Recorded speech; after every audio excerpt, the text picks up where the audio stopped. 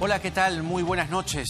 Mi nombre es Jaime Chincha y en el Perú del Bicentenario nada está dicho. La noticia sigue girando alrededor de las vacunas anunciadas ayer por el presidente Francisco Sagasti, que deben llegar primero un lote de 1 millón de vacunas este mes y luego el lote completo de Sinopharm, las de AstraZeneca en septiembre o quizá antes, gracias a la providencia, y las de COVAX Facility. El Congreso, a través de su presidenta, ha dicho que ellos también quieren sumar esfuerzos. Vamos a ver cómo. Vamos a conversar justamente sobre eso y más con Mirta Vázquez, la presidenta del Congreso, que ya está con nosotros. Presidenta Mirta Vázquez, ¿cómo está usted? Bienvenida. Gracias por esta entrevista.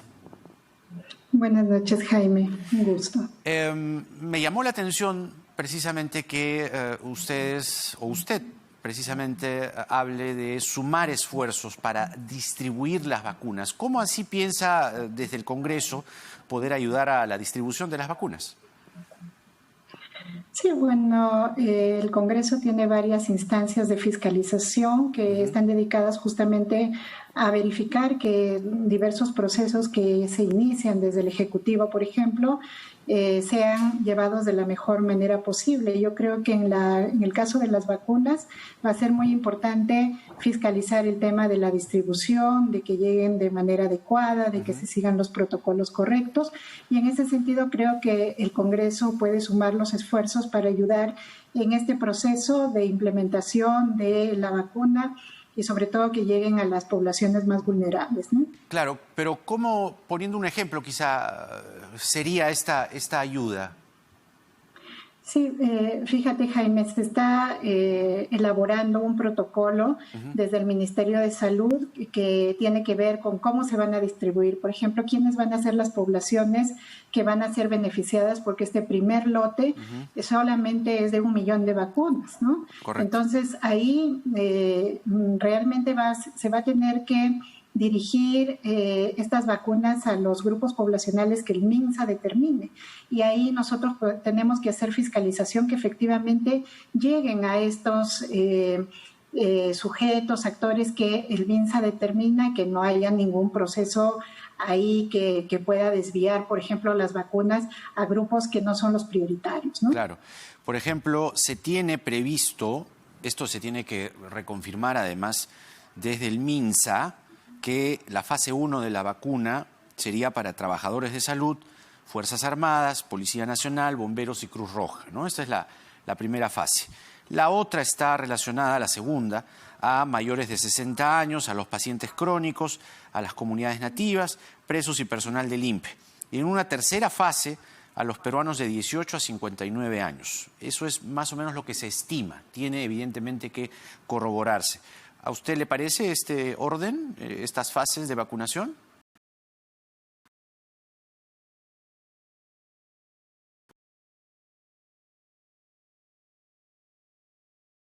De las Fuerzas Armadas, fuerzas policiales que están en un trabajo arduo por controlar también el tema de el orden social para que no se produzca más contagios. Entonces, para nosotros nos parece que este criterio técnico que ha asumido el Ministerio de Salud es el más adecuado y por eso es que tenemos que tener en cuenta y mucho cuidado y fiscalizar de que realmente lleguen a ellos, porque en todos estos procesos siempre pueden interferir temas de corrupción y ahí hay que estar muy atentos, ¿no?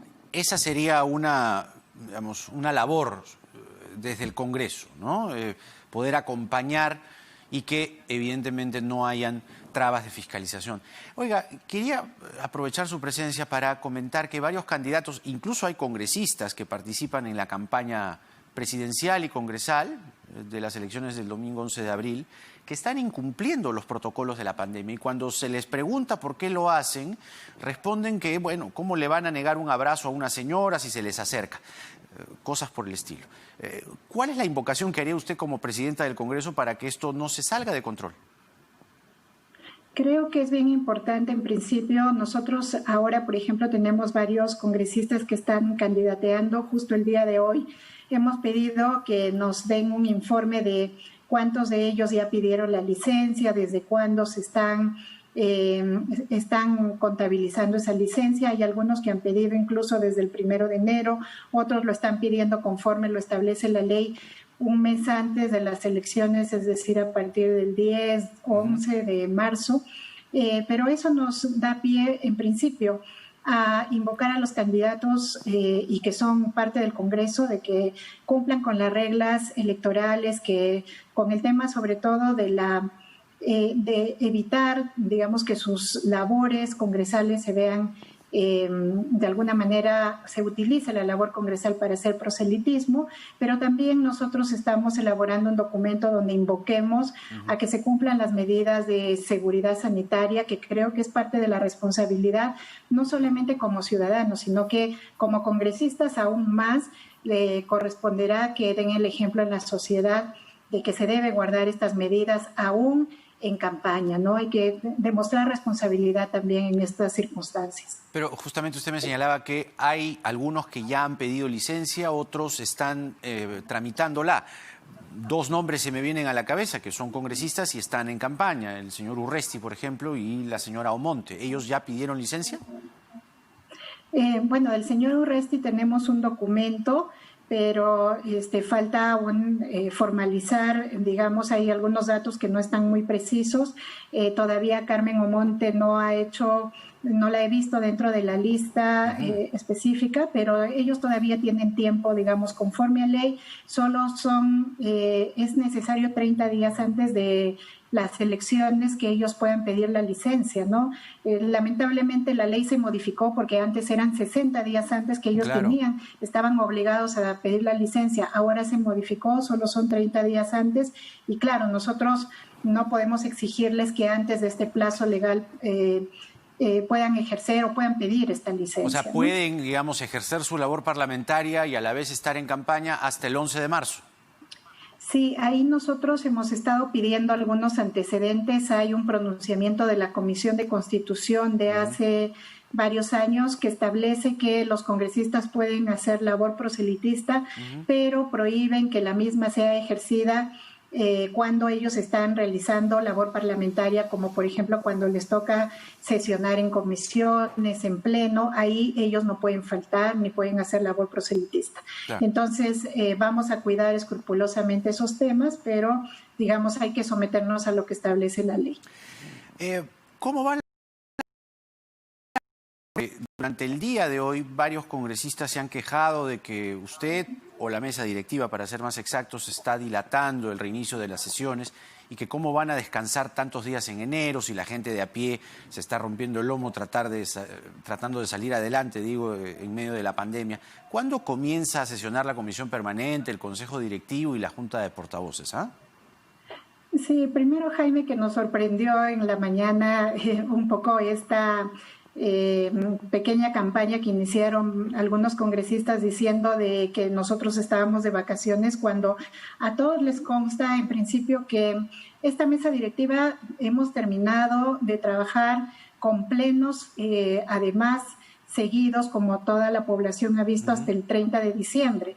Después, justo para las fechas que han sido fiestas, nosotros hemos seguido trabajando por el tema del conflicto agrario, hemos seguido coordinando con el Ejecutivo y desde el 4 de enero, desde el lunes 4 de enero, nosotros estamos trabajando de manera presencial. Incluso el 4 de enero hemos estado en las ceremonias oficiales de inicio del año judicial y a partir de ese día hemos empezado a sesionar la mesa directiva, algunos días de manera presencial y otros días de manera virtual, ¿no? Y por esta primera semana hemos comunicado incluso a los congresistas que estamos abocados a temas administrativos. ¿Por qué, Jaime? Nosotros somos una mesa directiva que recibió el cargo de manera atípica.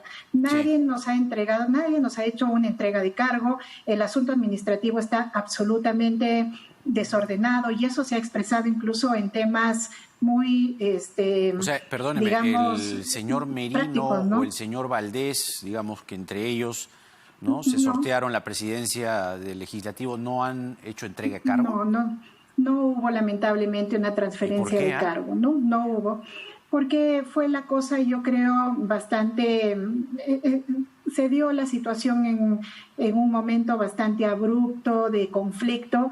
Entonces, cuando nosotros entramos, realmente el presidente de entonces, el congresista Merino, incluso pidió licencia varios días y él era el responsable de hacernos una entrega de cargo, pero estaba de licencia y no se pudo hacer la misma, ¿no? Entonces nosotros hemos recibido un parlamento que administrativamente no hemos podido sino enterarnos y ordenar y organizarnos.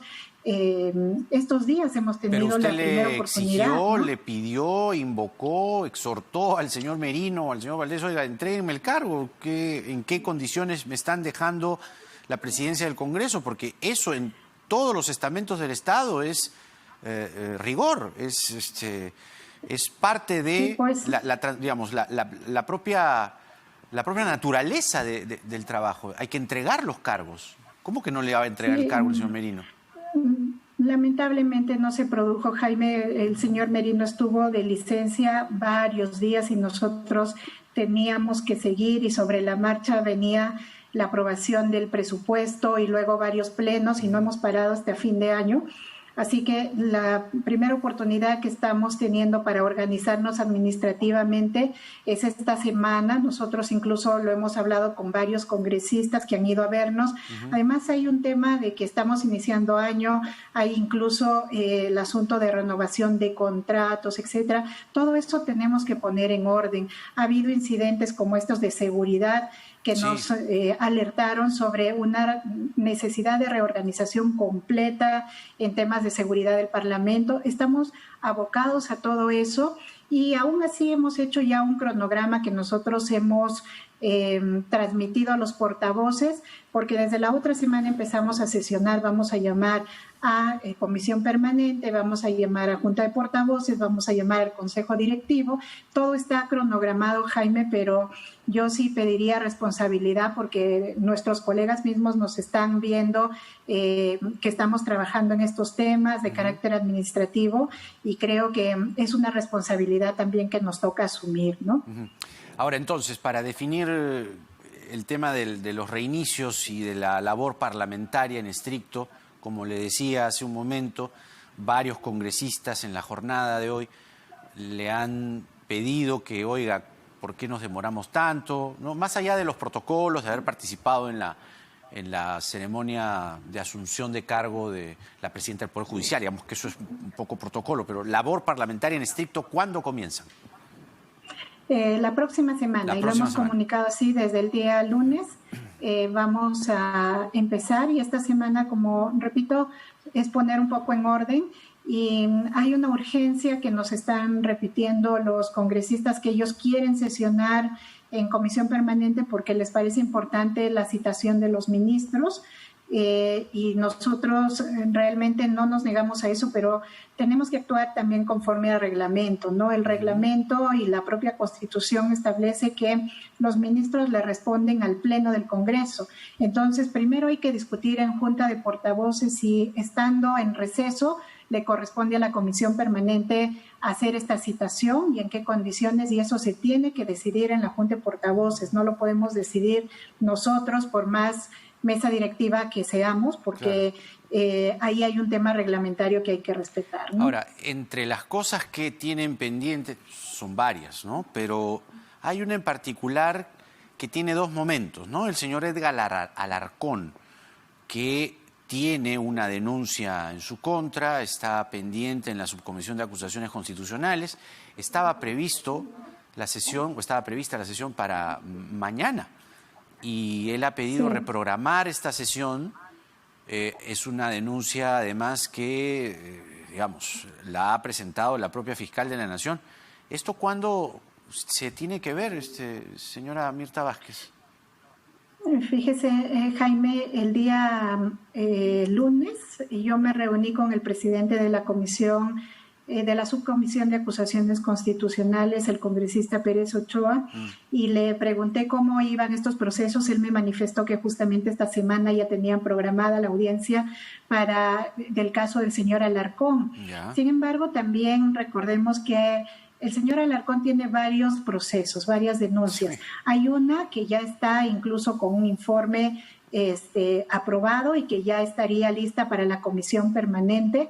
Nosotros estamos corriendo traslado justamente al presidente de la Subcomisión de Acusaciones Constitucionales a ver si es posible que esta comisión permanente que vamos a tener el viernes de la próxima semana, pues ya podemos por lo menos avanzar con ese caso. Si el caso de mañana esperemos que no se dilate más, pero el otro que ya está avanzado quisiéramos nosotros que ya se discuta en la próxima sesión de la comisión permanente. Porque, digamos, mientras tanto el señor Alarcón sigue presidiendo la comisión de fiscalización, que no es cualquier comisión, es una de las comisiones más importantes del Congreso de la República. Eso, digamos, ¿debe continuar así? ¿Cuál es su opinión? Mire, yo he hablado muchas veces, un par de veces tanto con el partido del señor Alarcón como con el señor Alarcón mismo.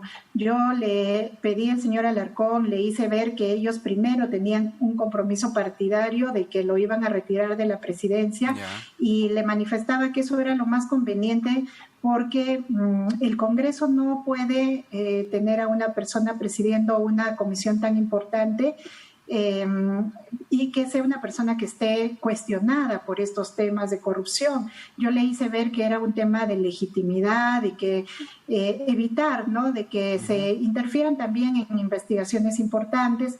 El señor Alarcón me dijo que tenía un acuerdo con su partido de quedarse solamente hasta diciembre. Me aseguró que en diciembre iba a salir. Lamentablemente lo hemos escuchado diciendo de que no va a salir porque una facción de su partido apoya porque se quede.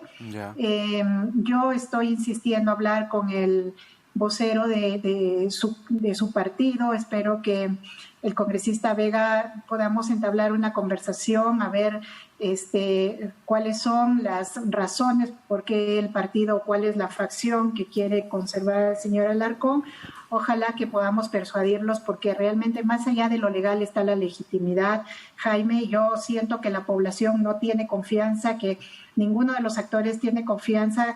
Por más buen trabajo que haga el congresista Alarcón, la gente no siente confianza porque él mismo está cuestionado por estos temas de corrupción y pues no puede estar a la cabeza de estas investigaciones delicadas, ¿no? No, claro, es un sinsentido que un congresista que tiene tamañas acusaciones por, evidentemente, develar, pero la fiscal de la Nación, nada menos, está pidiendo que se tramite esta denuncia contra él, pero él siga presidiendo la comisión de fiscalización. Es un absurdo.